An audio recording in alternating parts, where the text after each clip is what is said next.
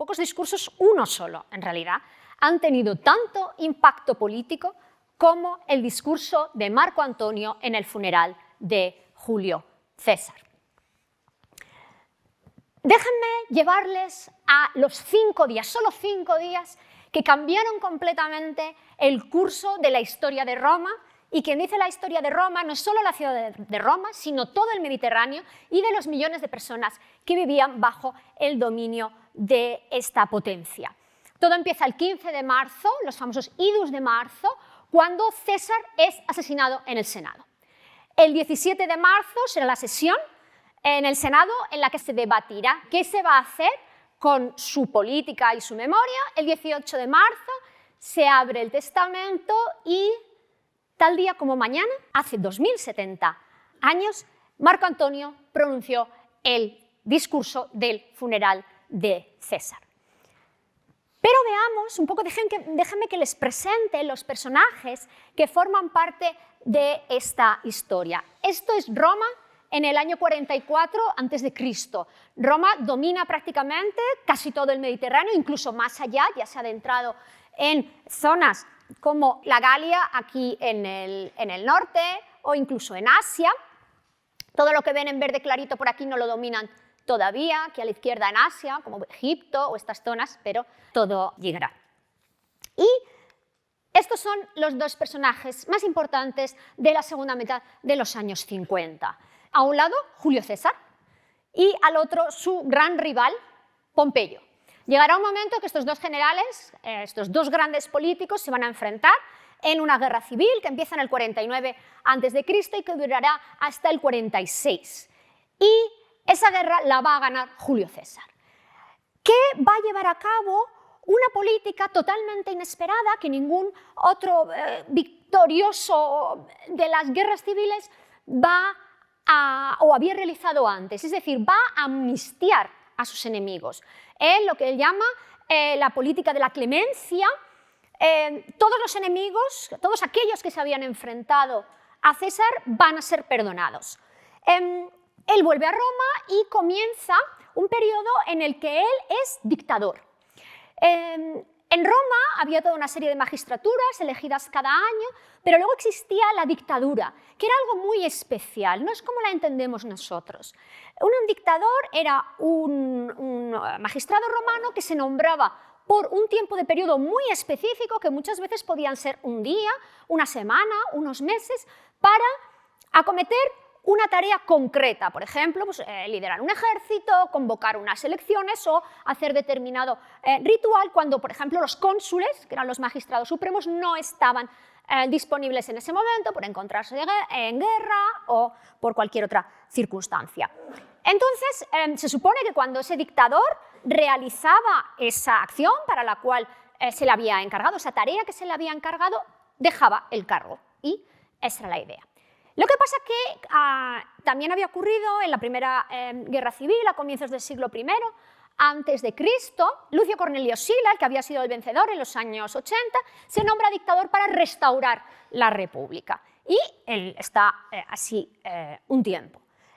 César también se nombra a sí mismo dictador, pero a comienzos del año 44 se nombra dictador perpetuo. Que eso para un romano es una contradicción absoluta en todos sus términos, porque un dictador, por definición, en Roma no podía ser perpetuo. Y estamos en esa circunstancia. El siguiente personaje importante, evidentemente, en esta charla va a ser Marco Antonio, al que tienen en pantalla. Marco Antonio tiene 39 años en este momento, en el año 44. Marco Antonio proviene de una familia senatorial, aristocrática, con incluso miembros muy ilustres dentro de ella. Su abuelo, que se llamaba igual que él, Antonio, había sido el gran orador de la generación antes de Cicerón, un hombre extremadamente reputado. Y Marco Antonio, de alguna manera, hace toda su carrera política y militar ligado a César. Es un fiel lugarteniente de César. Si estuvieron aquí el martes pasado en la conferencia sobre Cicerón, oyeron a Cicerón pronunciar unas palabras terribles y unas críticas terribles contra Marco Antonio. El problema que tiene Marco Antonio es el que tendríamos todos si fueran nuestros enemigos los que contaran nuestra historia. porque Marco Antonio, todas las fuentes, o casi todas las fuentes que tenemos de Marco Antonio, han sido escritas por sus dos grandes enemigos. Primero, Cicerón, que intentó declararlo enemigo público y expulsarlo de Roma y estaba a favor de que lo asesinaran. Y en segundo lugar, Octavio, el que luego será Augusto, al cual Augusto va a vencer a Antonio en las guerras civiles, y de hecho toda la legitimidad que va a tener Augusto para convertirse en el primer emperador de Roma se basa en haber vencido a Marco Antonio.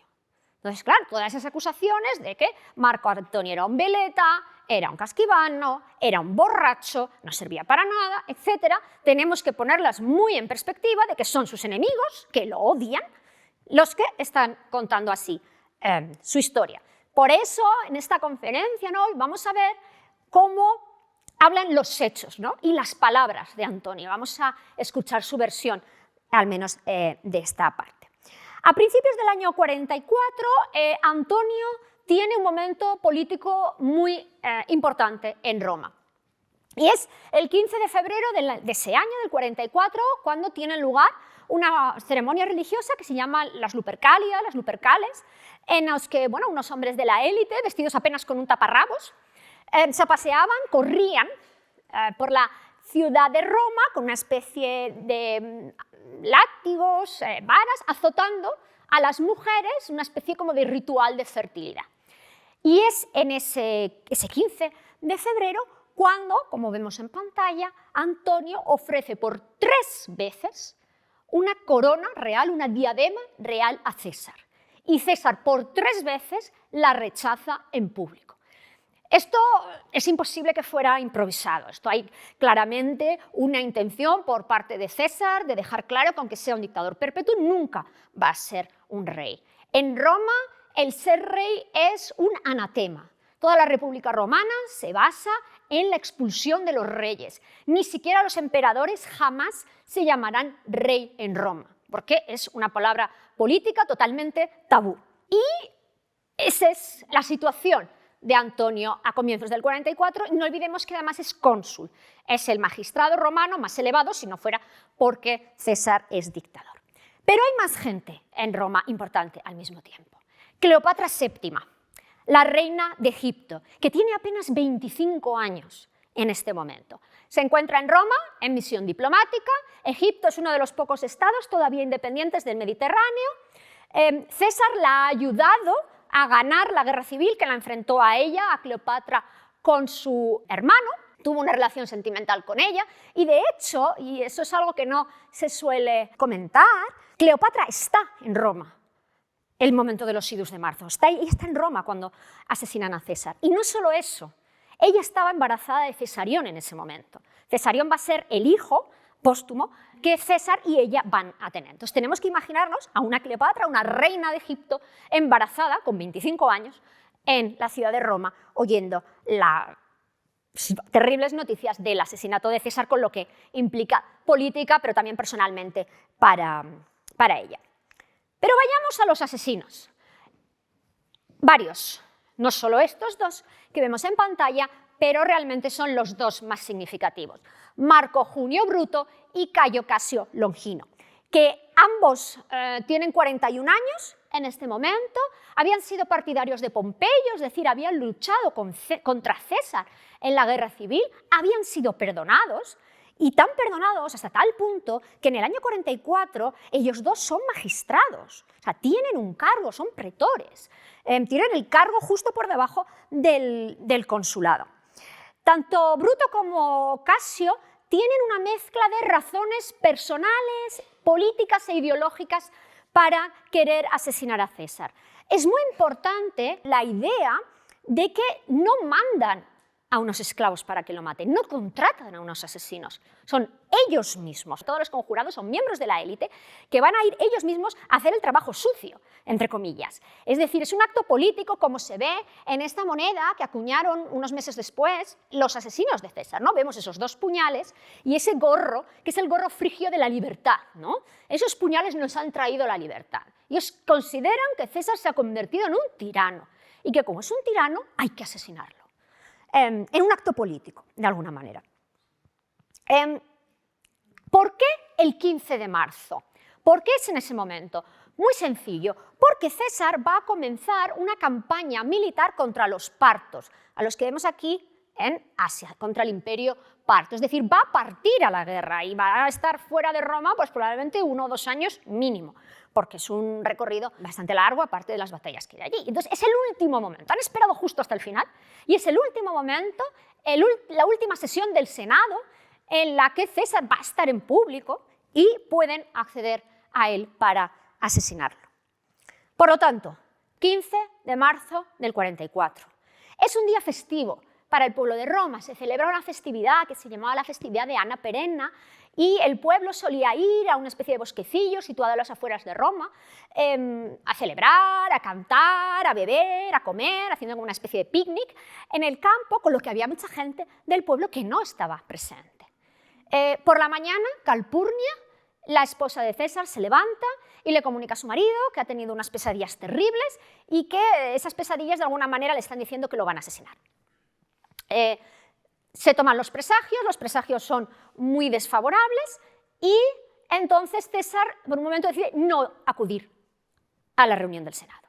Pero hay varios conjurados que, temiéndose eso, van a su casa y le convencen y consiguen arrastrarle hasta la curia de Pompeyo, un edificio construido por Pompeyo, por su enemigo en la guerra civil, donde va a tener lugar el asesinato. Pero dejemos mejor que sea el historiador griego Apiano el que nos cuente cómo asesinaron a César.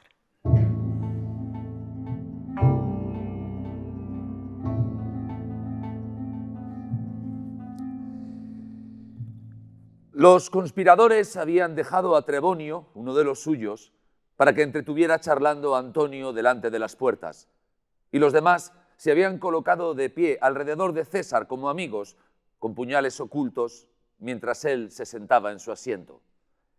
Entonces uno de ellos, Tilio Cimber, se puso frente a él y le pidió el regreso de su hermano del exilio. Cuando César respondió que el asunto debía ser del todo pospuesto, Cimber lo cogió de su vestido de púrpura como si todavía le suplicara y tirando de él lo bajó hasta la base del cuello gritando: «¿A qué esperáis, amigos?». Entonces Casca, que estaba colocado sobre la cabeza de César, empuñó su espada para asestar el golpe, pero al desviarse lo hirió en el pecho. César arrancó su toga a Cimber y, asiendo de la mano a Casca, bajó precipitadamente de su asiento, giró sobre sí mismo y lanzó con mucha fuerza a su agresor. En esta situación, otro, debido a la posición forzada de César, le atravesó el costado con una daga cuando se hallaba estirado.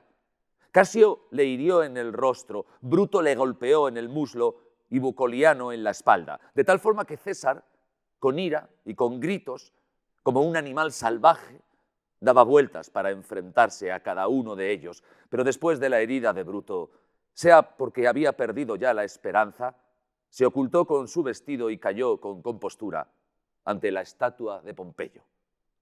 Mas ellos, incluso en tal estado, continuaron con sus golpes cuando estaba caído, hasta que recibió 23 heridas, y varios de sus agresores se hirieron mutuamente mientras asestaban sus golpes con saña.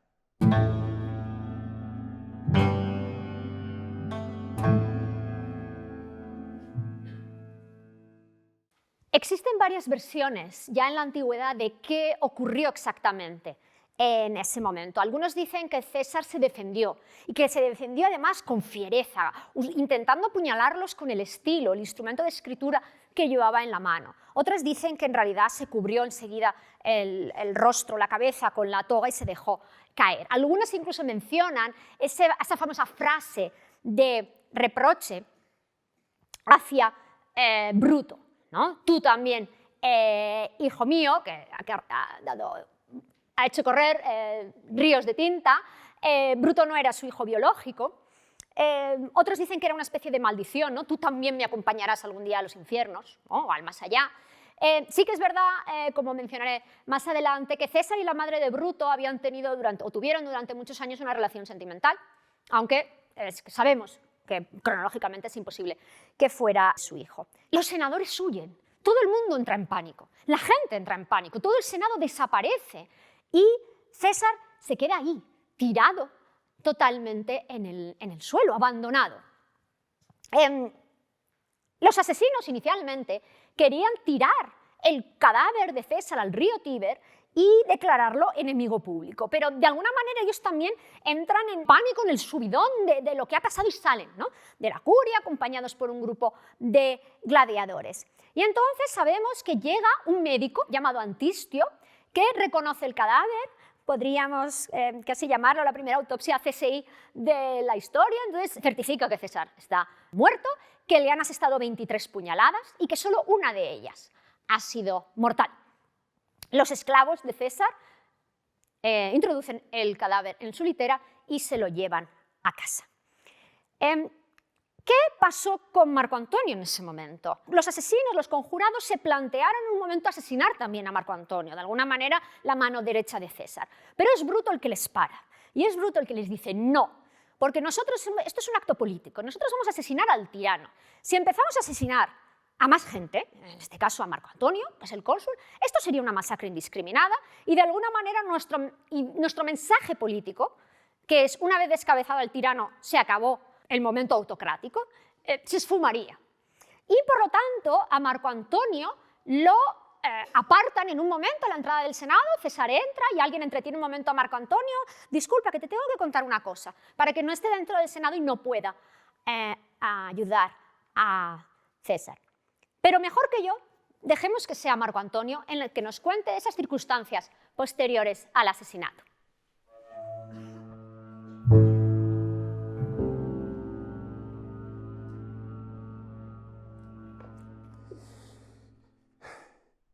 Cuánta amistad y fervor hacia César mientras estuvo vivo mostré, siendo el primero de todos en arrostrar el peligro en los momentos críticos para aquel. Lo conocéis perfectamente. Mas el favor y la estima tan grandes que aquel tuvo conmigo en el transcurso de su vida, no está bien que sea yo quien lo testimonie. Y los asesinos, que conocían bien ambos hechos, conspiraron matarme a mí también junto con César, porque ellos eran conscientes de que mientras yo viviera, no iba a ceder ante un hecho tal. Y quienquiera que los hizo mudar de opinión no actuó impulsado por un deseo benévolo de salvar mi vida, sino por preservar la apariencia de un tiranicidio, a fin de que no pareciera que mataban a muchos como enemigos, sino a uno solo, como a un tirano. Cuando César fue muerto, de improviso en el Senado me sobrevino más que a ningún otro un temor, en razón de mi amistad con él y por mi falta de conocimiento exacto, pues no conocía los particulares de la conspiración ni contra cuántos iba dirigida. El pueblo estaba aterrorizado y los asesinos, en compañía de los gladiadores, se apoderaron del Capitolio y se encerraron en él.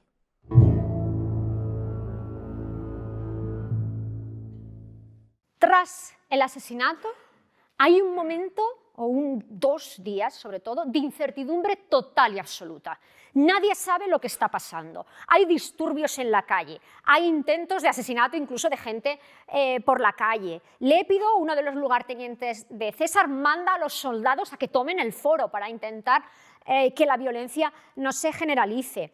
Los asesinos se han atrincherado en el Capitolio, en lo alto del Capitolio. Los senadores, muertos de miedo, se han encerrado en sus casas. Nadie sabe lo que está pasando.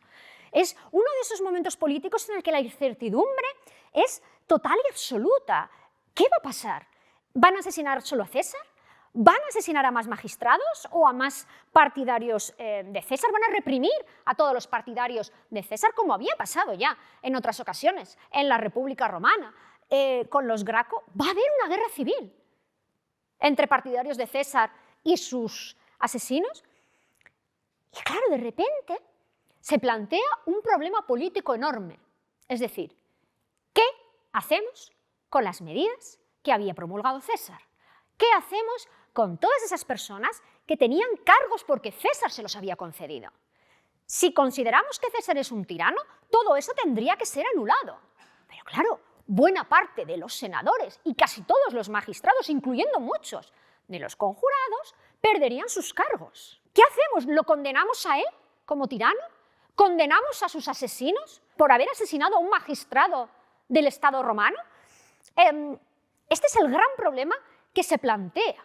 Y el 17 de marzo, es decir, solo 2 días después del asesinato, Marco Antonio, como cónsul, convoca al Senado en el templo de Telo. Y es ahí cuando Marco Antonio se revela como algo que nadie hubiera sospechado que tenía en él. Se revela como un hombre de Estado, como un gran hombre de Estado. Probablemente a lo mejor ni siquiera él había sospechado que lo era. Pero Marco Antonio va a intentar convencer al Senado y de alguna manera llevar al Senado hacia una salida de esa crisis tan terrible y de ese problema tan político. ¿Qué hacemos con la memoria y los hechos de César? Y tenemos la suerte de que tenemos los antiguos, los historiadores antiguos, de alguna manera recogieron las palabras de Marco Antonio para que podamos escuchar al mismo Marco Antonio cómo intentó convencer al Senado en esa sesión del 17 de marzo.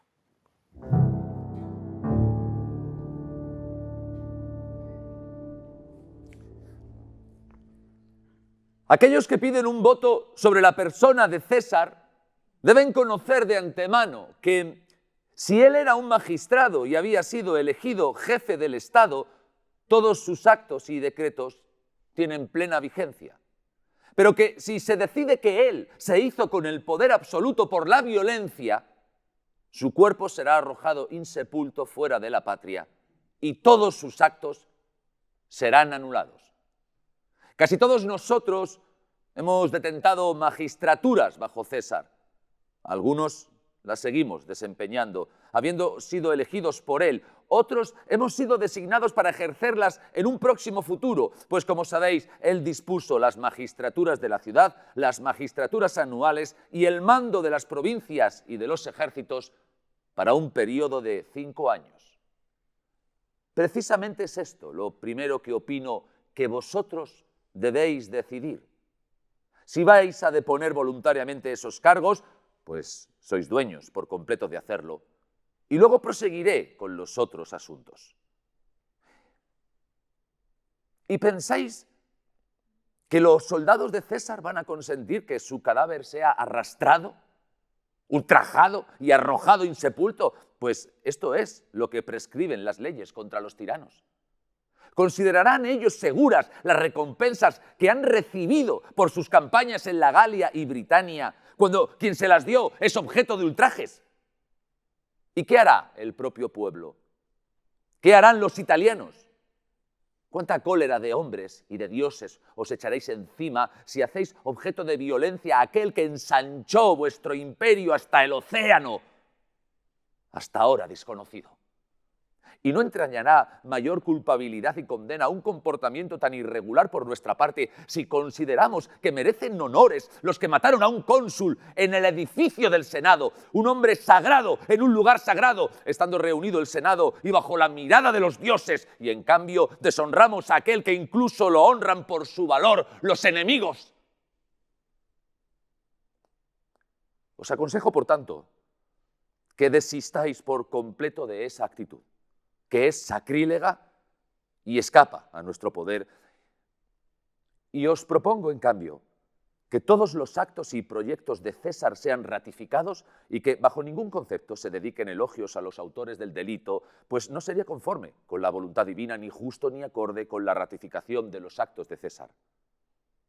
Pero que se les conceda la vida.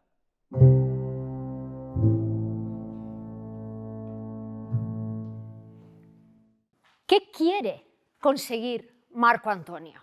Marco Antonio tiene un objetivo muy claro, que es evitar una guerra civil.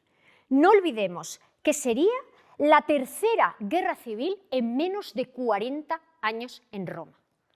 O sea, es una ciudad profundamente traumatizada. No solo hay mucha gente viva que había vivido una guerra civil, sino que había mucha gente viva que había vivido 2 guerras civiles, o si no, lo habían oído directamente, testimonio directo de gente que las había sufrido. Entonces, en primer lugar, evitar una guerra civil.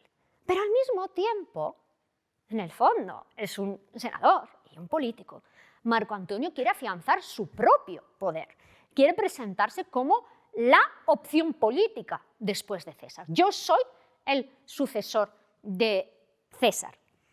Y entonces por eso propone, como muy bien hemos escuchado, decir, bueno, no condenamos el asesinato, pero tampoco condenamos a los asesinos. Se mantienen los actos de César, pero de alguna manera a los asesinos no se les castiga. Una especie de punto intermedio.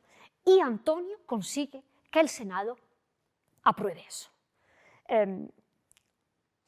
Como ya digo, es uno de los grandes hechos políticos de Marco Antonio, que en este momento está literalmente evitando una guerra civil. Porque el mismo César lo había dicho estando en vida, cuando ya era dictador. Si me matan, habrá una guerra civil. Él lo tenía clarísimo.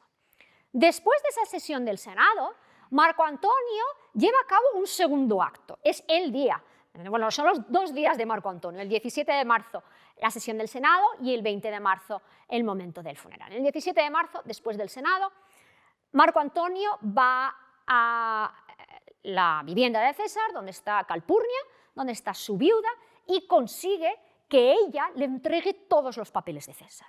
Es decir, todos los escritos, todas las anotaciones, todos los borradores de leyes que todavía estaban sin promulgar y que Antonio a lo largo de los meses va a decir, esta ley tenemos que promulgarla porque César la tenía aquí en borrador escrita.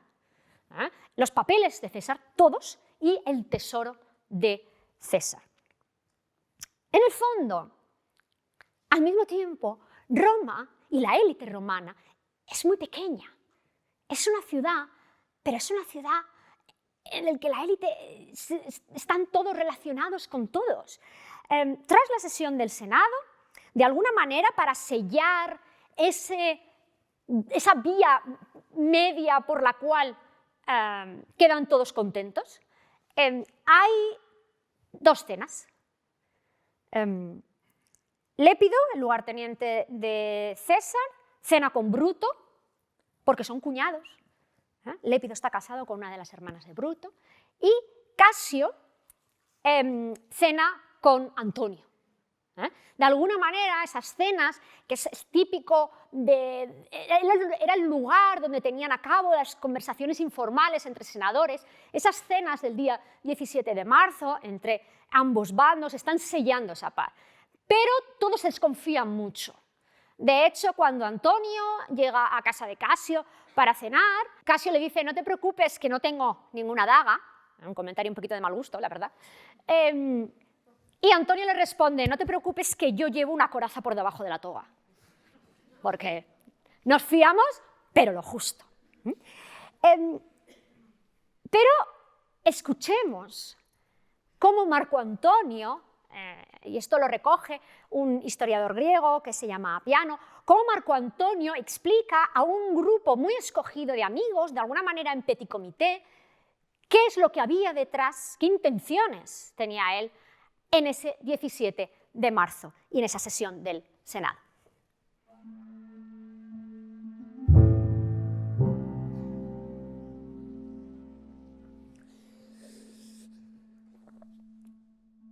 Si César hubiera sido declarado un tirano, hubiera sido posible matarnos a nosotros todos como amigos de un tirano. De este modo yo me encontraba en medio de la confusión, ansiedad y miedo, en una situación en la que no había lugar para una actitud temeraria ni vacilante. Si examináis con atención hallaréis que donde hubo necesidad de audacia, fui el más osado y donde de ingenio el más mañoso. Lo primero de todo, porque implicaba todo lo demás, era impedir que se votaran las recompensas a los asesinos, y esto precisamente lo conseguí. Sin embargo, como quiera que los enemigos y el propio Senado estaban aquejados del mismo temor de que si César no era declarado un tirano, serían apresados por asesinato y por este motivo se oponían, estuve de acuerdo en que se les otorgara la amnistía en vez de las recompensas a fin de obtener a cambio lo que necesitaba. Que el nombre de César el más querido de todos, con mucho, para mí, no fuera borrado, ni su hacienda fuera confiscada, ni la adopción de la cual ahora ese joven se enorgullece fuera anulada, ni invalidado su testamento.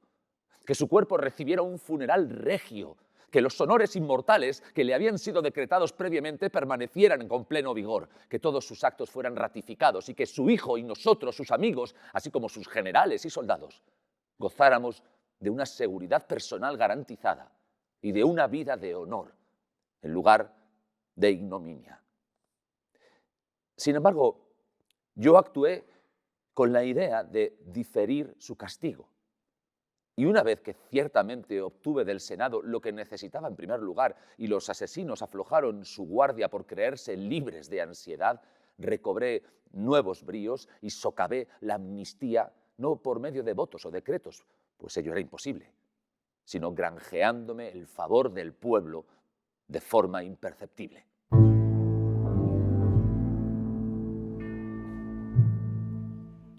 Pero Marco Antonio tiene muy poco tiempo para hacer esto. Estamos en el 17. ¿Y qué va a hacer? Hay otro gran momento al final de esa sesión del Senado. Se han aprobado lo que ya hemos comentado, ¿no? Que los actos de César y el nombre de César se mantiene, pero que los asesinos no van a ser castigados y la sesión se acaba.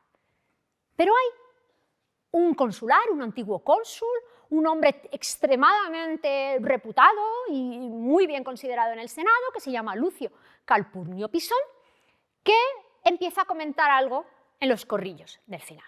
Y se acaba volviendo a convocar la sesión. ¿Por qué? ¿Quién es Lucio Calpurnio Pisón? Lucio Calpurnio Pisón es el padre de Calpurnia, es decir, es el suegro de César. César está casado con su hija Calpurnia. Y es un hombre de mucha reputación, además filósofo, epicúreo. Se cree que la famosa villa de los papiros que se encontró y que se ha encontrado, ¿no? en Herculano, y que tantas esculturas y maravillosos papiros filosóficos nos ha dado, le pertenecía a él, un hombre extremadamente culto, pero es alguien con autoridad.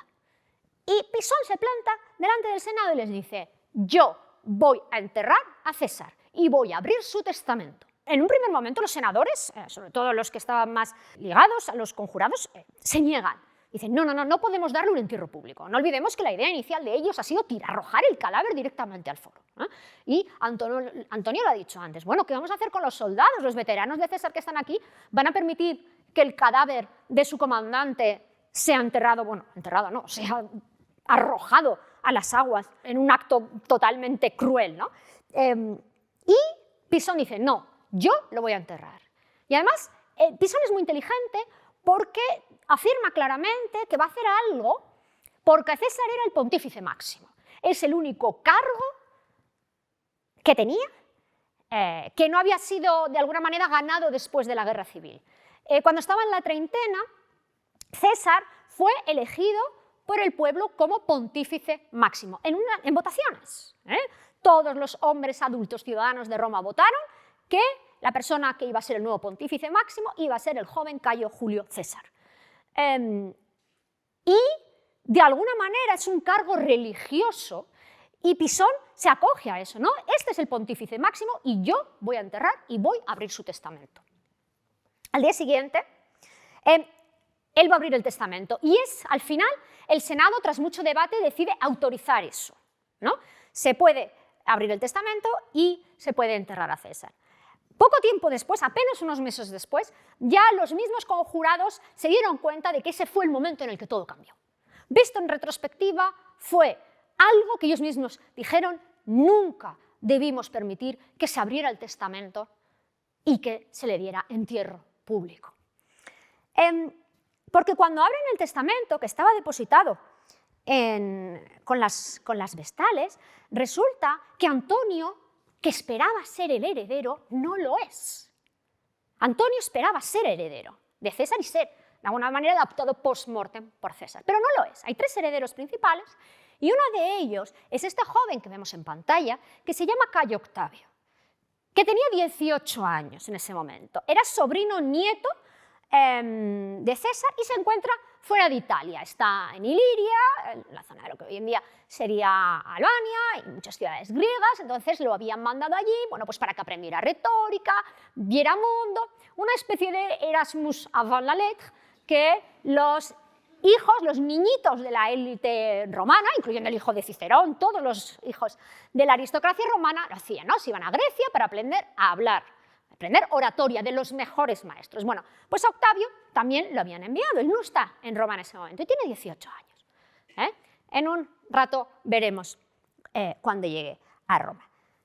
Pero además, también César deja incluso sorpresas después de muerto, porque César, que también era un animal político tremendamente inteligente, sabe que sea quien sea su sucesor y le pase lo que le pase, siempre va a necesitar el apoyo del pueblo. ¿Y qué hace César?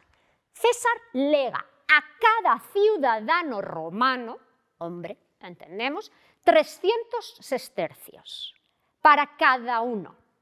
Y además, él tenía unos enormes jardines en el otro lado del Tíber y deja esos jardines a disposición del pueblo, ¿no? De alguna manera, en un acto de vergetismo, de generosidad desde la tumba. Como digo, César da sorpresas a sus enemigos, incluso después de muerto. Pero escuchemos ese momento, el momento en el que cambió todo, cuando Lucio Calpurno Pisón, al final de la sesión del Senado, afirma rotundamente: yo voy a enterrar a César.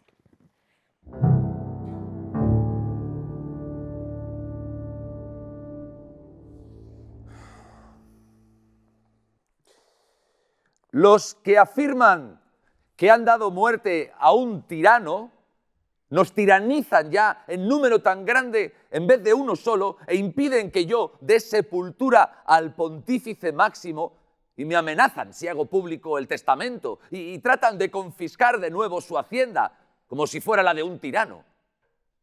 Han ratificado los actos de César que les conciernen a ellos, pero intentan anular las disposiciones que aquél dejó sobre su propia persona.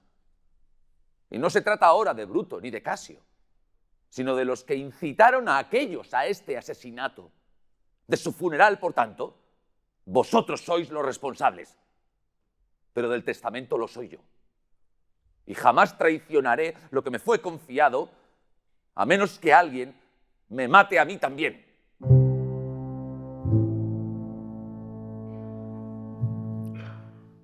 Y llegamos al 20 de marzo, mañana, el día del funeral. Todo estaba muy controlado por los asesinos. Les había dado órdenes estrictas a los que iban a hacer el funeral, de qué se podía hacer y de qué no se podía hacer. Pero los asesinos tuvieron un fallo muy grande, y es que minusvaloraron, infravaloraron la opinión que el pueblo tenía de César. Ellos consideraban que el pueblo compartía esa visión que ellos tenían de que César había sido un tirano. Y de repente, en el momento del funeral, en ese 20 de marzo de hace 2070 años, se dieron cuenta de que no era así. ¿Cómo era un funeral aristocrático? Lo vemos en pantalla, en este relieve. Era una fiesta de los sentidos. Y más, claro, cuando son gente de la élite que puede permitirse gastar unas cantidades de dinero impresionantes. Sabemos que en su testamento César había dispuesto que la persona que tenía que organizar el funeral era Acia, la madre de Antonio, que era familiar, era sobrina suya. Esto no era algo inhabitual, hay muchas mujeres que son encargadas a lo largo de toda la historia de Roma de ejecutar las disposiciones funerarias después del testamento, incluso de construir, encargarse de la construcción de los monumentos funerarios. Tenemos muchos hombres que lo hacen, pero también muchas mujeres. Entonces, ¿cómo es ese funeral? Bueno, pues el difunto va en una especie de litera y va precedido, como vemos en pantalla, por toda una serie de músicos, flautistas, una especie de corneta, trompeta. Solían ser músicos hombres y mujeres. Esto también era muy habitual en los funerales romanos y tenemos muchas inscripciones y sabemos de mujeres que eran flautistas en los funerales. Y detrás, como vemos aquí, ¿no?, van las plañideras, miembros de la familia, pero también mujeres contratadas para llorar por el muerto. Y luego también algo muy específico de los funerales romanos era que desfilaban las imágenes. Una imago era un retrato en cera de un antepasado, como vemos aquí en esta estatua, ¿no?, en la que hay un hombre de la élite que va con los dos, lleva en la mano, ¿no?, las dos imágenes, los dos bustos de antepasados suyos, y generalmente se colocaban aquí, ¿no?, en el atrio de la casa. Entonces, de alguna manera, es la parte pública de la casa. Cuando entraba la gente, pues veía, ¿no?, todos esos bustos de todos los antepasados, de todos los que habían sido antiguos cónsules, pretores, etc. Se pintaban incluso en las paredes del atrio los árboles genealógicos, ¿no?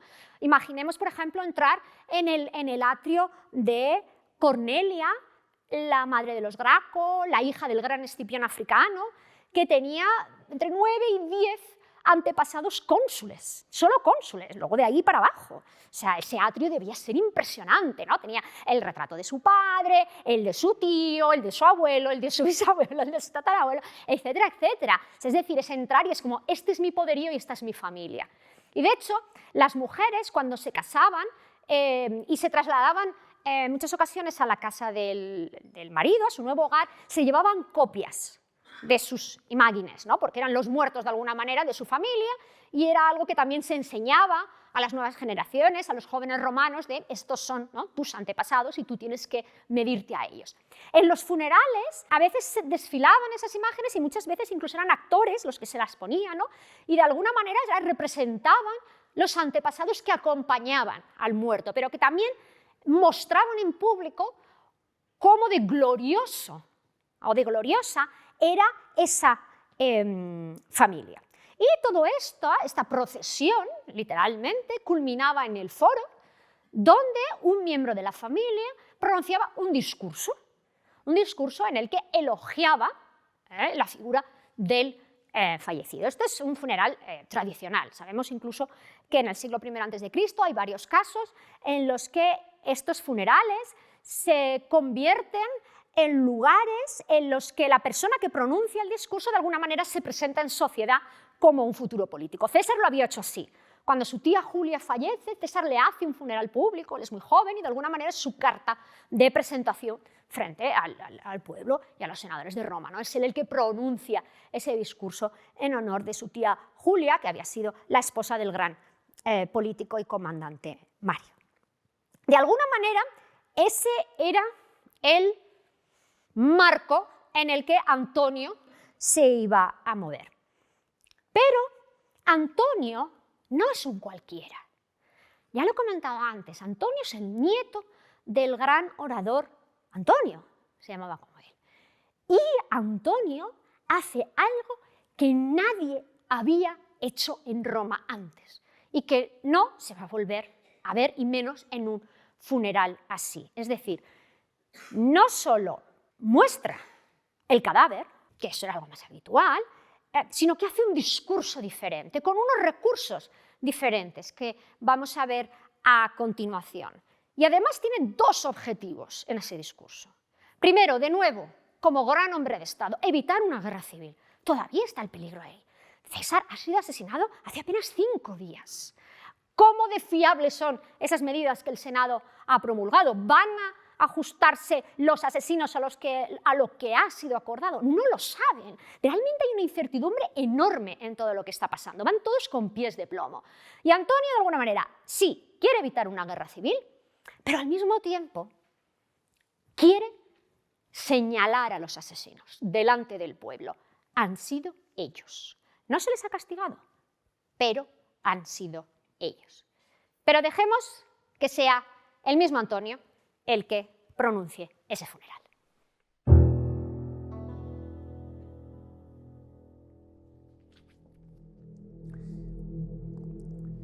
Antonio, habiendo sido elegido para pronunciar la oración fúnebre como un cónsul en honor de otro cónsul, un amigo por un amigo y un familiar por otro, pues era pariente de César por parte de madre, acudió una vez más a su artimaña y dijo lo siguiente: no es digno, ciudadanos, que sea yo solo quien pronuncie el elogio fúnebre de un hombre tan grande, sino más bien la patria entera.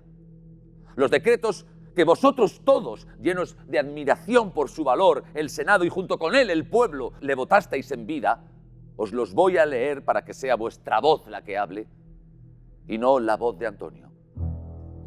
Comenzó a leer con rostro grave y sombrío, marcando con su voz cada frase y deteniéndose con énfasis especialmente en aquellos decretos en los que se le comparaba con un dios y se le llamaba sagrado, inviolable, padre de la patria, benefactor o jefe sin par. Esto es un testimonio de su clemencia. Nadie que buscó refugio a su lado sufrió daño alguno, pero él, que era inviolable y sagrado para vosotros, fue asesinado. Aunque no obtuvo por la fuerza como un tirano estos honores que ni siquiera pidió. En todo caso, más faltos de un espíritu de hombres libres somos nosotros que concedemos tales honores a los indignos de ellos que ni siquiera los piden. Pero vosotros, fieles ciudadanos, nos defenderéis de esta acusación al conferir al muerto un honor tal como el presente.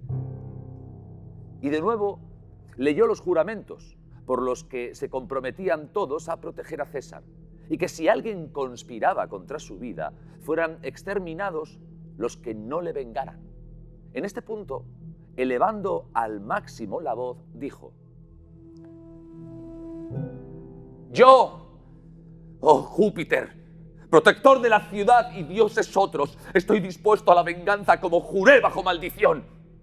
Pero puesto que los de mi mismo rango han decidido que el decreto de amnistía es beneficioso, te suplico que en efecto lo sea. Entre los senadores hubo un tumulto como consecuencia de esta exclamación, pero Antonio la atenuó y retractándose dijo: Parece, ciudadanos, que lo ocurrido es obra no de un ser humano, sino de alguna divinidad maléfica. Y hay que prestar atención al presente más bien que al pasado y ver qué grandes peligros nos amenazan, si es que no están ya presentes. No vaya a ser que seamos arrastrados a pretéritas guerras civiles y todo lo que de noble queda aún en la ciudad perezca. Enviemos, por tanto, a este hombre sagrado a la mansión de los bienaventurados, entonando en su honor el himno y lamento fúnebre acostumbrado. Después de pronunciar tales palabras, se colocó junto al féretro y bajando la cabeza hacia él, entonó un himno como a un dios celestial para testificar su linaje divino.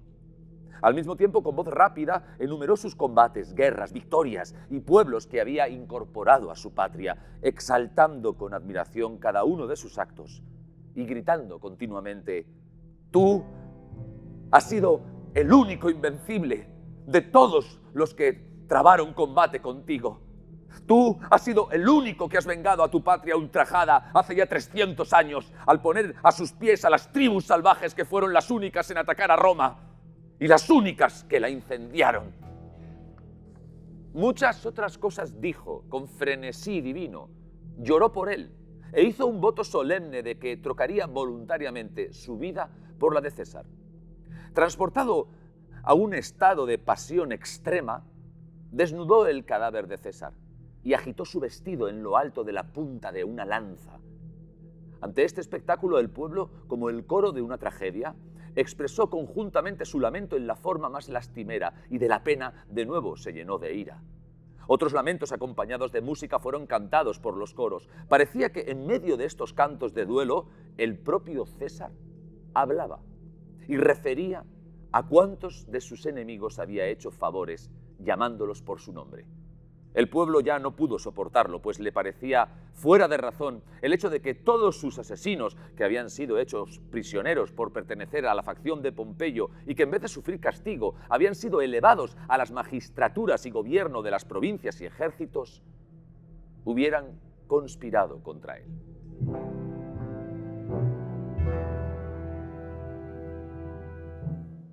Como hemos visto, Antonio, como hemos escuchado, Antonio hace algo en el funeral que nadie había hecho antes.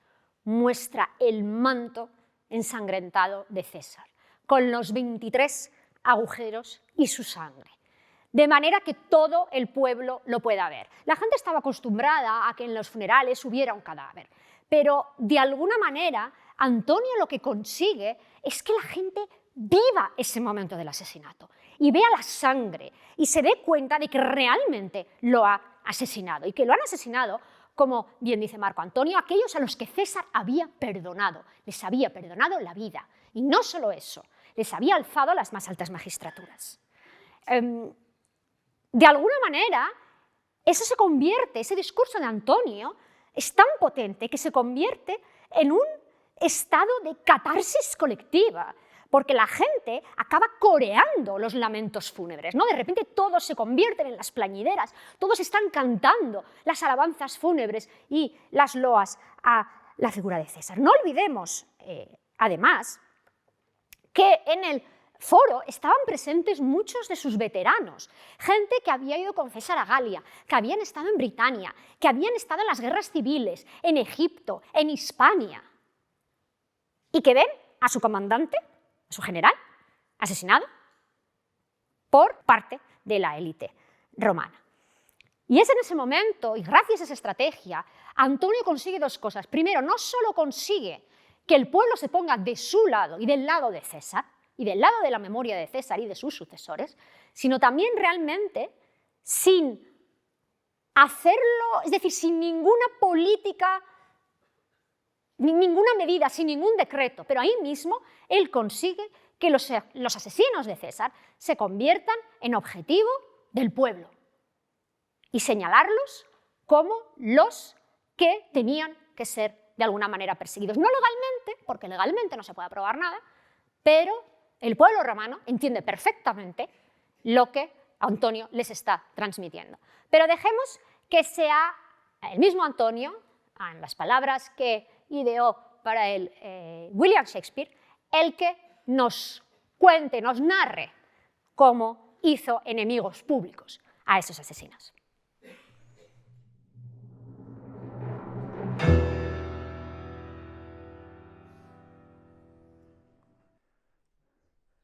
Si tenéis lágrimas, disponeos ahora a verterlas. Todos conocéis este manto.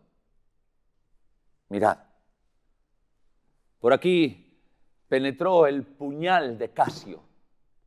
Ved qué brecha abrió el implacable Casca. Por esta otra le hirió su muy amado Bruto, y al retirar el maldito acero, observad cómo la sangre de César parece haberse lanzado en pos de él, como para asegurarse de si era o no Bruto el que tan inhumanamente abría la puerta. Porque Bruto, como sabéis, era el ángel de César. Juzgad, oh dioses, con qué ternura le amaba César. Ese fue el golpe más cruel de todos.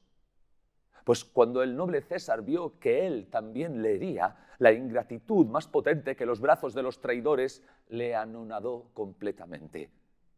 Entonces estalló su poderoso corazón, y cubriéndose el rostro con el manto, el gran César cayó a los pies de la estatua de Pompeyo, que se inundó de sangre. ¡Oh, qué caída, compatriotas! En aquel momento yo y vosotros y todos caímos, y la traición sangrienta triunfó sobre nosotros. Ahora lloráis, y percibo sentir en vosotros la impresión de la piedad. Esas lágrimas son generosas, almas compasivas. ¿Por qué lloráis cuando aún no habéis visto más que la desgarrada vestidura de César? Mirad aquí, aquí está él mismo, acribillado, como veis, por los traidores.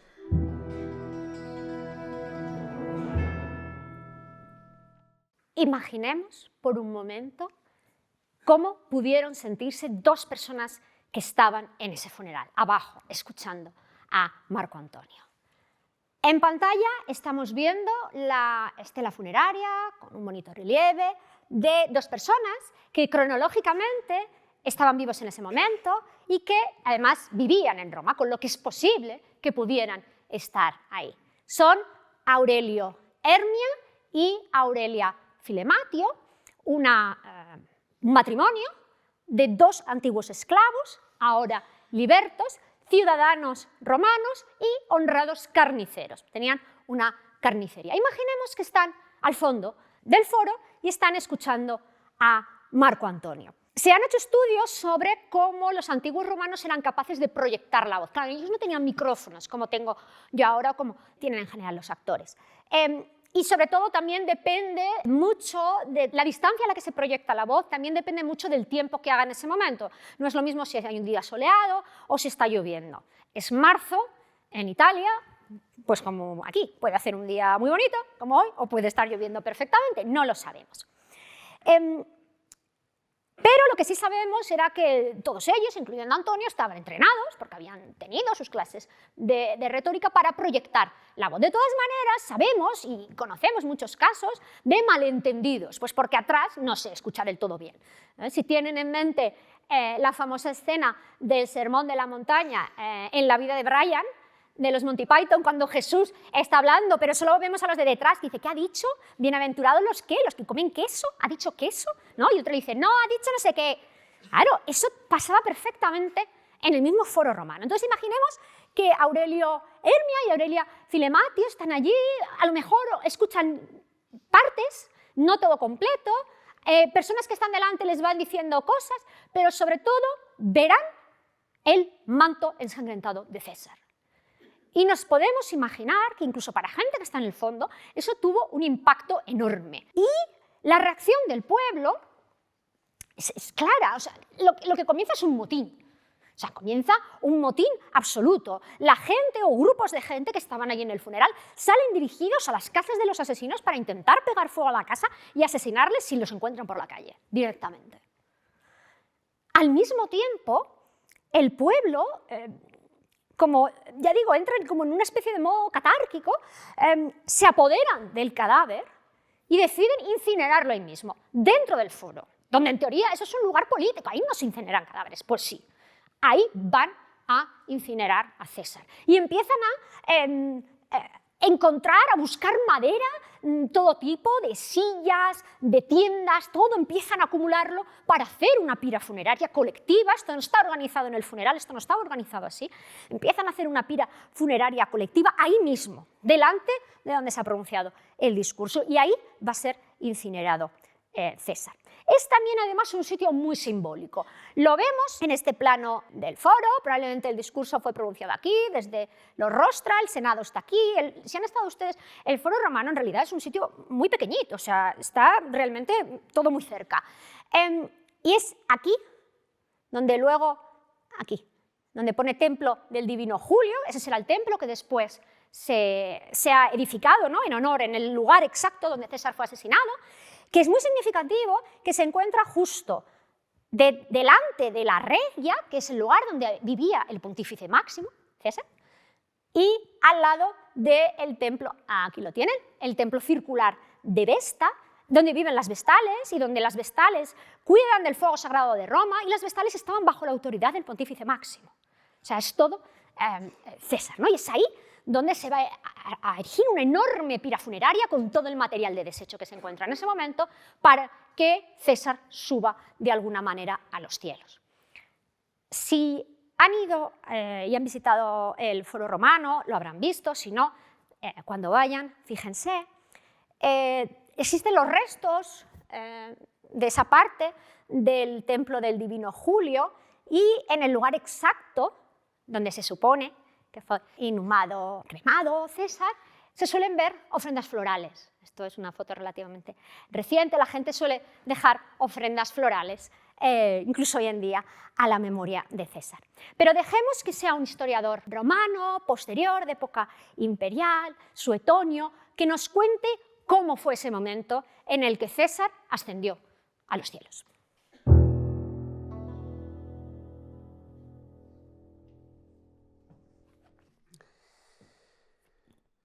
El lecho fúnebre fue llevado al foro ante la tribuna de las arengas por magistrados en ejercicio y exmagistrados. Y mientras unos proponían quemarlo en el santuario de Júpiter Capitolino y otros en la curia de Pompeyo, de repente dos individuos ceñidos con espada y blandiendo dos venablos cada uno le prendieron fuego por debajo, con antorchas de cera ardiendo, y al punto la muchedumbre de los circunstantes amontonó sobre él ramas secas, los estrados de los jueces con sus asientos y todo lo que por allí había para ofrenda. Luego, los tañedores de flauta y los actores se despojaron de las vestiduras que se habían puesto para la ocasión, sacándolas del equipo de sus triunfos, y tras hacerlas pedazos, las arrojaron a las llamas. Los legionarios veteranos lanzaron también sus armas, con las que se habían adornado para celebrar los funerales, e incluso muchas matronas las joyas que llevaban, y las bulas y las pretextas de sus hijos. En medio de estas muestras de duelo por parte del pueblo, una multitud de extranjeros, concentrándose en grupos, manifestó también su dolor, cada uno según sus costumbres, particularmente los judíos, que se congregaron incluso junto a la pira varias noches seguidas.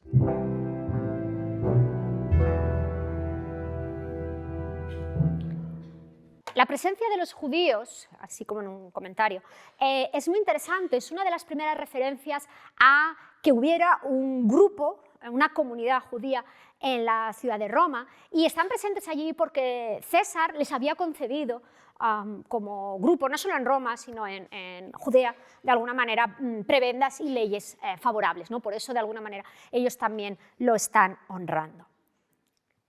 ¿Cómo era César? Lo que dicen las fuentes de César, y en esto coinciden tanto sus amigos como sus enemigos, era que era una persona con un gran carisma. Era una persona, de alguna manera, encantadora. O sea, te deslumbraba. Tenía muchísimo encanto personal.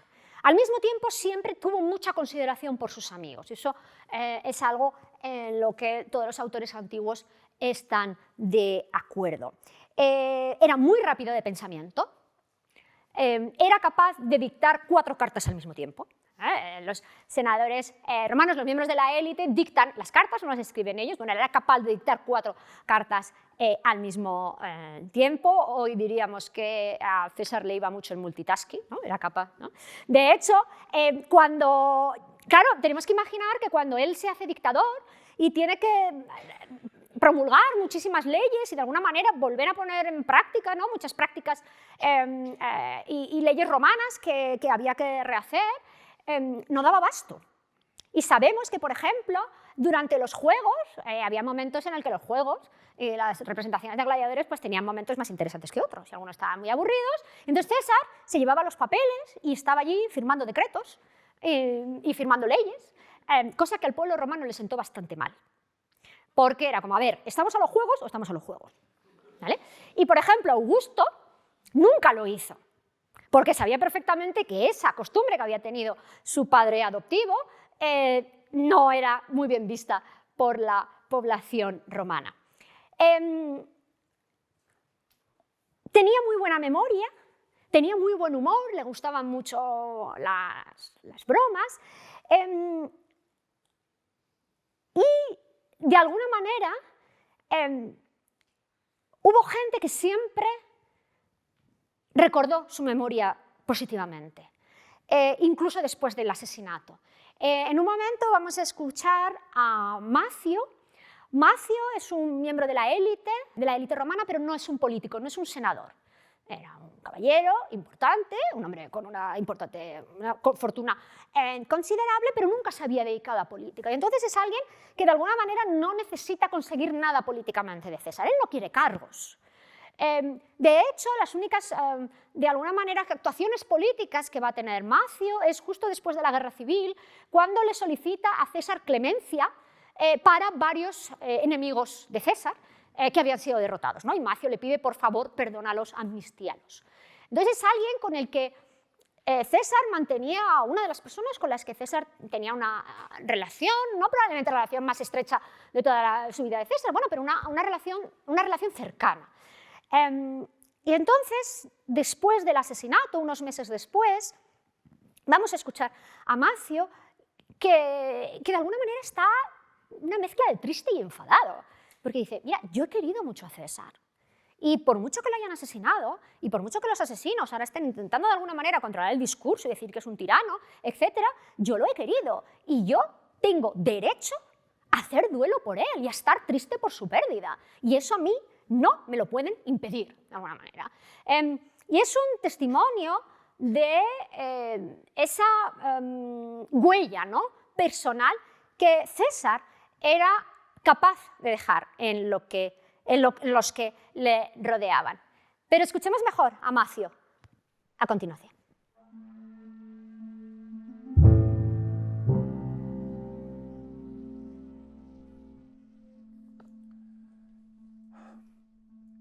Efectivamente, yo sé qué acusaciones se han lanzado contra mí tras la muerte de César. Se me achaca que llevo con pesar la muerte de una persona muy cercana para mí y que me indigno de que haya muerto aquel a quien he querido, pues argumentan que hay que anteponer la patria a la amistad, como si ya hubieran demostrado victoriosamente que su muerte ha sido útil para el Estado. Por tanto, serás castigado, dicen, puesto que te atreves a desaprobar nuestro hecho. ¡Qué inaudita soberbia! Los unos se vanaglorian de un crimen y a los otros no les está permitido ni siquiera apenarse sin castigo. Pero incluso los esclavos han tenido siempre la libertad de temer, alegrarse, dolerse, llevados antes por su criterio que por el de cualquier otro. Esta libertad de ahora es la que intentan arrancárnosla por miedo los que se proclaman defensores de nuestra libertad.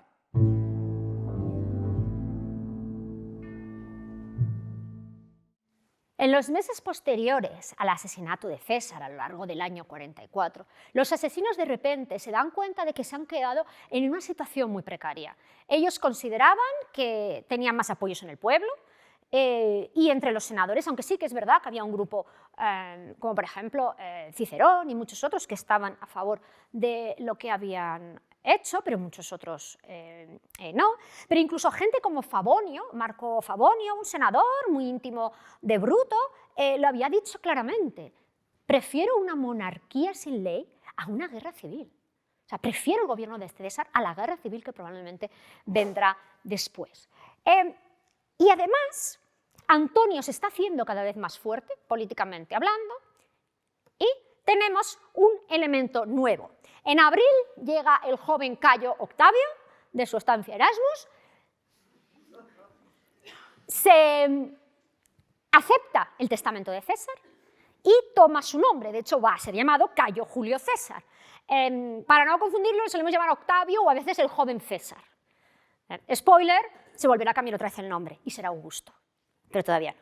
Y para la sorpresa también de todo el mundo, resulta que quiere ser un actor político, que él también aspira a tener una presencia política y a ser el heredero político de César.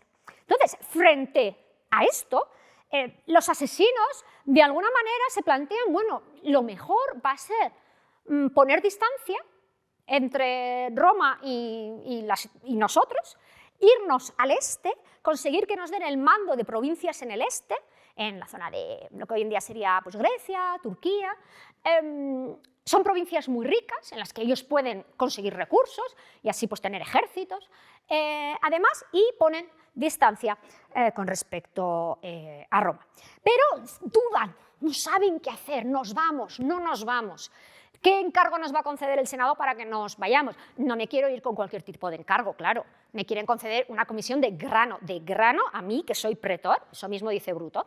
No, yo quiero un encargo, yo quiero el mando de una provincia, porque además así voy a tener un ejército. Y entonces, en junio del 44, pues se reúnen en casa varias personas, un grupo de gente, entre ellos está Marco Tulio Cicerón, sobre el que oímos hablar mucho el martes, el gran orador romano, alguien que no estaba implicado en la conjura, a su pesar, porque lo hubiera querido ser el autor intelectual, pero no le dijeron nada, pero está muy a favor de haber asesinado a César y de hecho él, sobre todo, lo que está a favor es de que había que haber matado a más gente.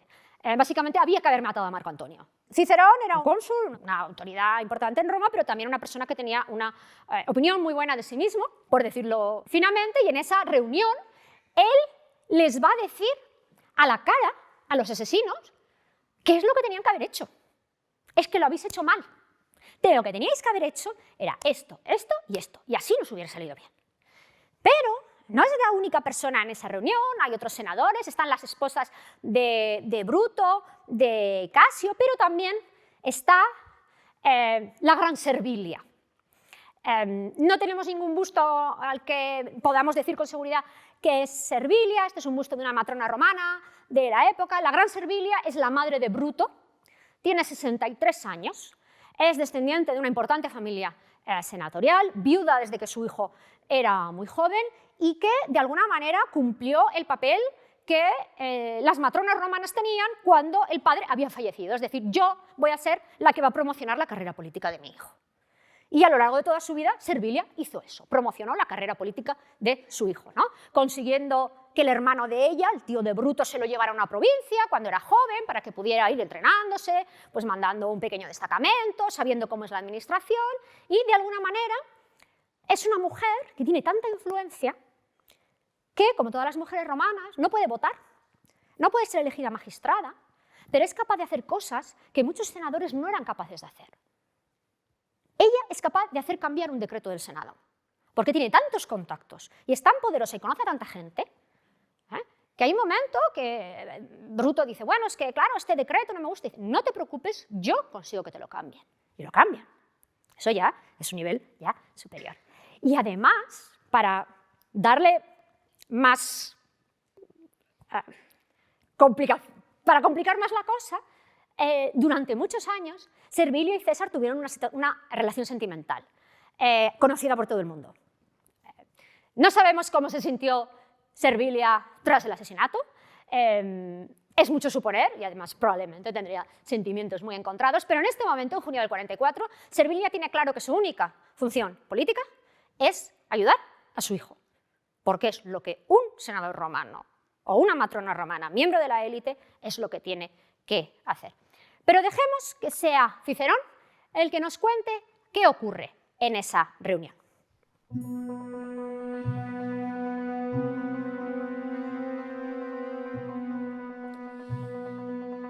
Mi venida fue agradable a Bruto. Luego, ante muchas personas que escuchaban, entre ellas Servilia, Tértula, Porcia, Bruto me preguntó mi parecer. Y cuando había empezado a decir lo que debería haberse hecho, nada nuevo, por cierto, sino lo que todos decimos a diario, sin tocar, no obstante, el conocido asunto de que, aparte de él, habría sido conveniente haber asesinado a cierta persona, convocar el Senado, incitar con más fuerza al pueblo ardiente de entusiasmo, hacerse cargo de todo el Estado, Servilia exclamó, esto no se lo he oído yo nunca a nadie. Yo me callé.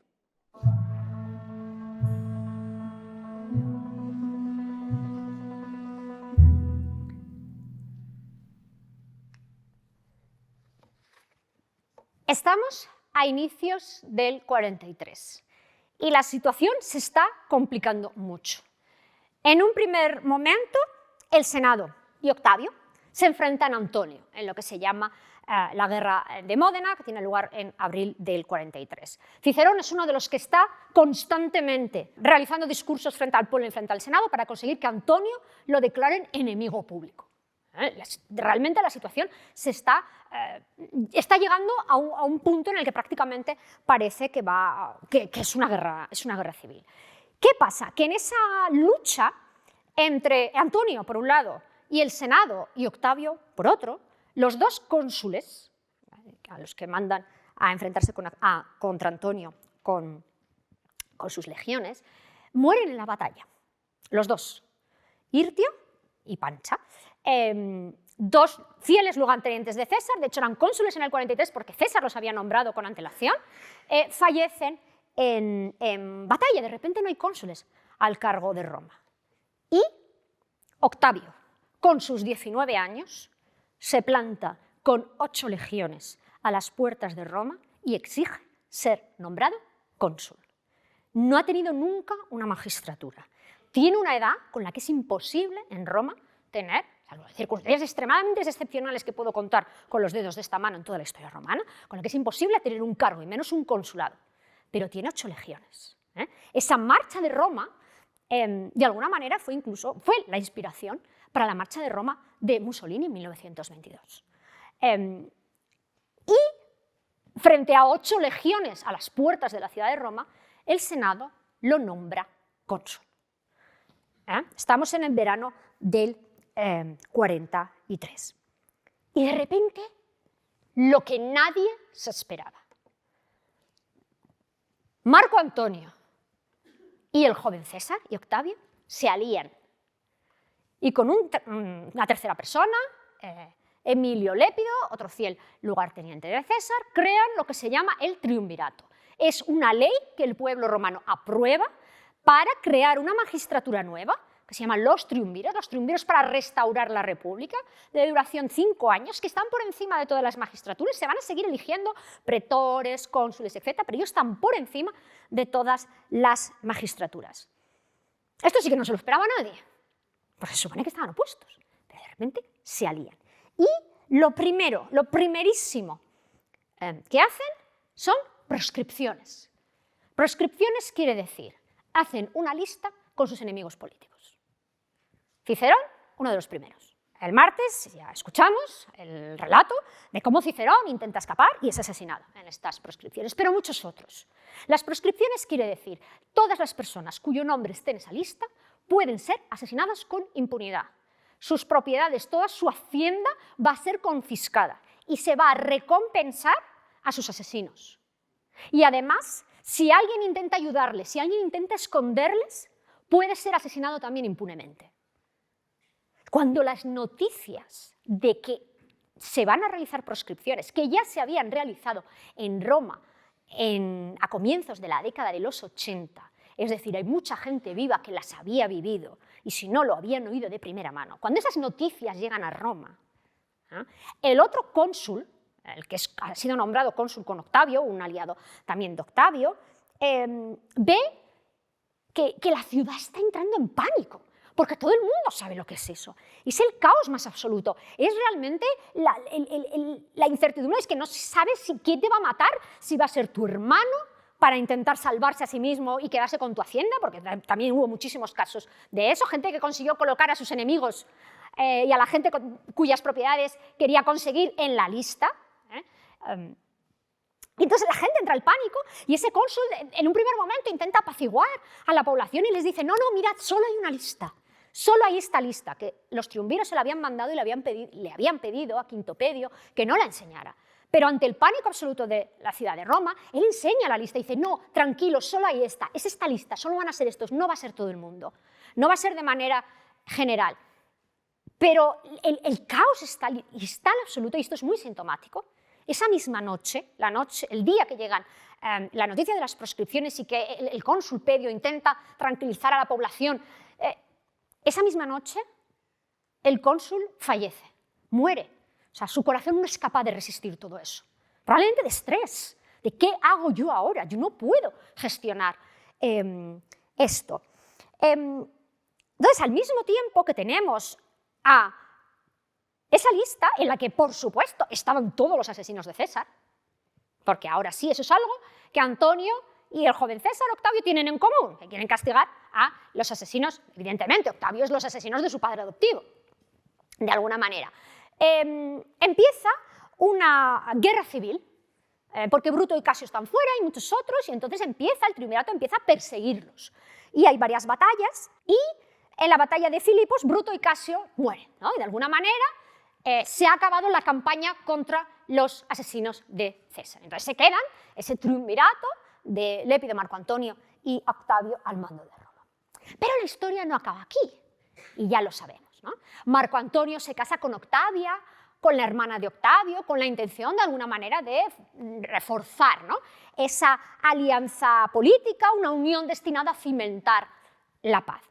Sin embargo, las divergencias políticas entre Octavio y Marco Antonio se hacen cada vez más acusadas y ahora sí, además, Antonio comienza una relación política y sentimental con Cleopatra, la que vemos en pantalla, en una moneda que acuñaron juntos, la reina de Egipto, como hemos visto, de los pocos estados independientes que todavía quedan en el Mediterráneo, con la cual tiene además varios hijos, con la cual contrae incluso matrimonio, y el enfrentamiento final tuvo lugar en septiembre del 31 a.C., en la famosa batalla de Accio, en la que Octavio gana. Marco Antonio y Cleopatra se retiran a Alejandría y en dos momentos diferentes se acaban suicidando. Esto es uno de los muchísimos cuadros que hay del momento del suicidio de Cleopatra, que es esos grandes momentos, ¿no? Supuestamente con esa serpiente que ella se lleva a su pecho, ¿no? Porque Octavio, el vencedor, ha llegado a Alejandría, él se entrevista con ella y ella sabe perfectamente cuál es el destino que le aguarda.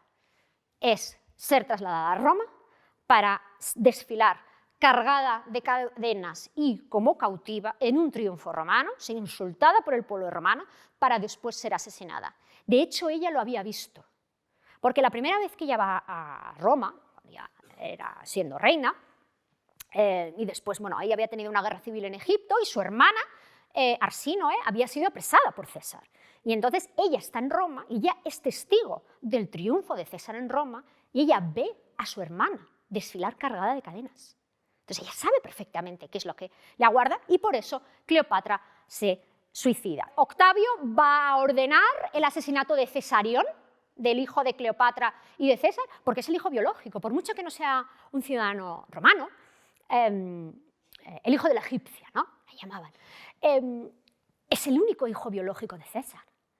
Y como le dijeron a Octavio, demasiados Césares. Y por eso lo salvó. Cleopatra manda a su hijo al desierto, la idea era que intentara llegar a un lugar salvo, pero bueno, lo engañan, vuelve y es asesinado. Los hijos que ella tuvo con Marco Antonio sí que van a desfilar en el triunfo de Roma, cargados de cadenas, son 2 gemelos y un niño, que tenían entre 8 y 6 años y de hecho al pueblo romano les va a dar muchísima pena, porque dicen las fuentes, ¿no?, que les habían puesto tantas cadenas que apenas podían andar. ¿No? Nos podemos imaginar todos a unos niños de 8 o 6 años que son incapaces de arrastrar las cadenas y acabaron dando más pena que otra cosa. Y al final, bueno, a Octavio los incorpora, ¿no?, a su familia, ¿no?, los van a educar, porque son los hijos de Antonio. No sabemos qué les pasa a los chicos, les perdemos la vista, es posible que murieran por enfermedades, etc. Pero Cleopatra Selene, la hija de Cleopatra, va a ser educada en Roma y casada posteriormente con un rey, cliente de Augusto, ¿no?, y acabará gobernando un reino en el norte de África, llamando a su hijo Ptolomeo, y de alguna manera reviviendo, ¿no?, y es muy consciente de esa herencia de su madre, ¿no?, de esa herencia de Cleopatra. ¿Pero qué pasa con el vencedor? El vencedor es él, Octavio, el joven César, ahora Augusto, y ya no tiene a nadie que se enfrente a él. Y la mayor parte de la gente importante de la República Romana ha muerto en batalla. O ha muerto en batalla o no tienen fuerza política para oponerse.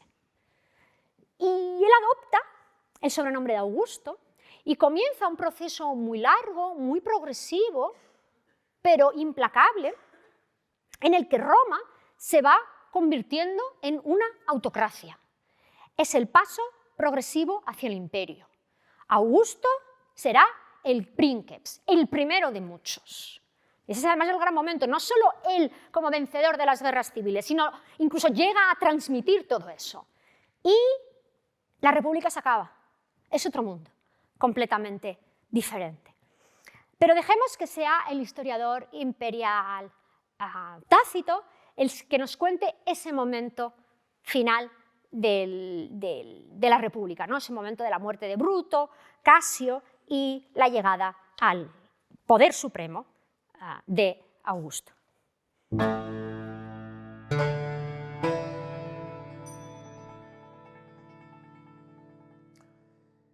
Después de que, muertos violentamente Bruto y Casio, no existía ya un ejército republicano, que Sexto Pompeyo fue aplastado junto a Sicilia y que, eliminado Lépido y muerto Antonio, no le quedaba ya tampoco al partido Juliano otro jefe que César Augusto, abandonó el título de triunviro presentándose como cónsul, satisfecho con el poder de los tribunos para la defensa del pueblo. Sedujo al ejército con recompensas, al pueblo con repartos de trigo y a todos con las delicias de la paz. Se fue elevando paulatinamente. Empezó a tomar para sí las prerrogativas del Senado, de las magistraturas, de las leyes. No había oposición, ya que los más decididos habían caído en las guerras o en las proscripciones y los supervivientes de la clase alta se daban cuenta que la obediencia servil era la forma de tener riquezas y honores. Se habían aprovechado de los conflictos y, encumbrados con la nueva situación, preferían la seguridad del presente gobierno al problemático e incierto pasado. Tampoco las provincias ponían mala cara a aquel estado de cosas, ya que desconfiaban del gobierno del Senado y el pueblo a causa de las peleas entre los poderosos y la codicia de los magistrados. Las leyes no les habían servido de protección frente a esto, ya que estaban condicionadas por la violencia, las intrigas y, en fin, por los sobornos.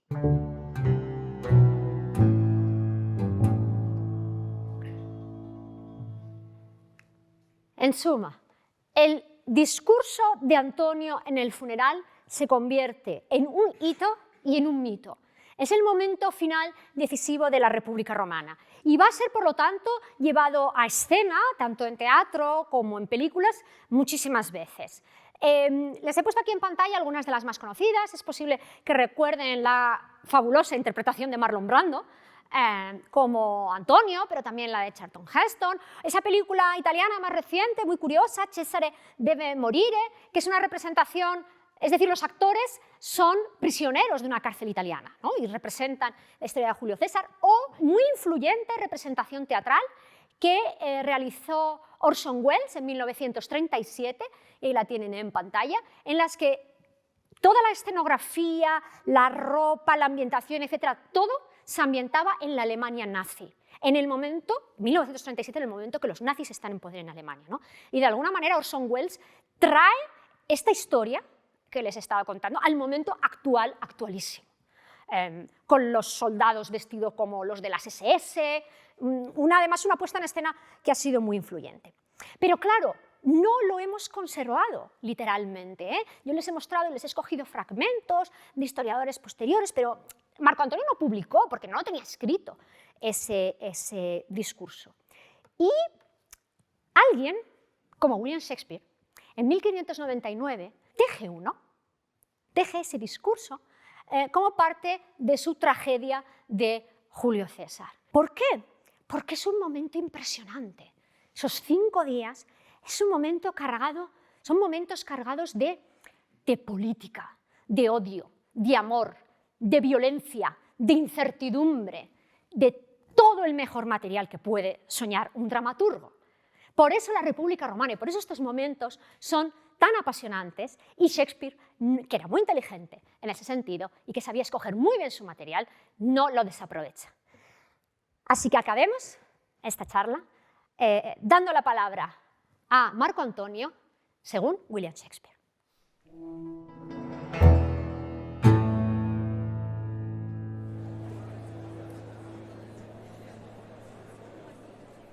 Amigos, romanos, compatriotas, prestadme atención. Vengo a sepultar a César, no a elogiarle. El mal que hacen los hombres vive después de ellos, el bien en ocasiones queda enterrado con sus huesos, sea así con César. El ilustre Bruto os ha dicho que César era ambicioso. Si así fue una grave falta.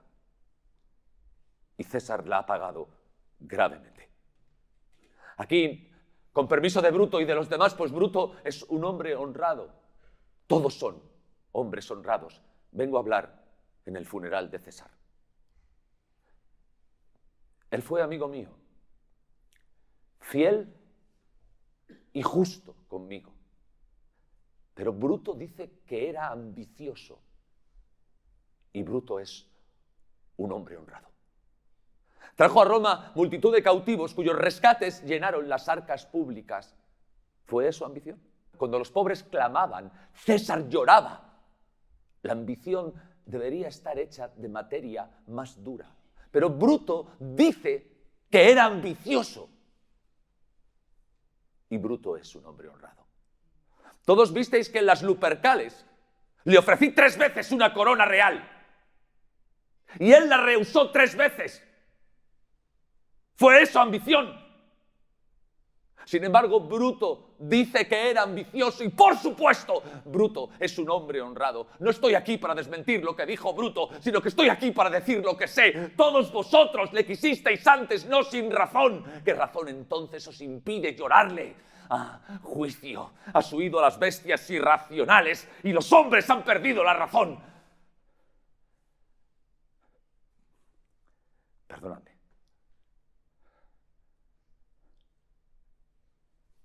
Mi corazón está aquí en el ataúd con César. Y debo detenerme hasta que vuelva a mí.